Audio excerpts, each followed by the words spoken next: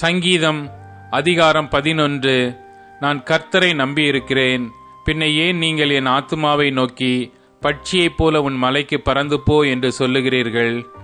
இதோ துன்மார்க்கர் வில்லை வளைத்து செம்மையான இருதயத்தார் மேல் அந்தகாரத்தில் எய்யும்படி தங்கள் அம்புகளை நாணிலே தொடுக்கிறார்கள். அஸ்திபாரங்களும் நிர்மூலமாகிறதே, நீதிமான் என்ன செய்வான்? கர்த்தர் தம்முடைய பரிசுத்த ஆலயத்தில் இருக்கிறார். கர்த்தருடைய சிங்காசனம் பரலோகத்தில் இருக்கிறது. அவருடைய கண்கள் மனு புத்திரரை பார்க்கிறது. அவருடைய இமைகள் அவர்களை சோதித்தருகிறது. கர்த்தர் நீதிமானை சோதித்தருகிறார். துன்மார்க்கனையும் கொடுமையில் பிரியமுள்ளவனையும் அவருடைய உள்ளம் வெறுக்கிறது.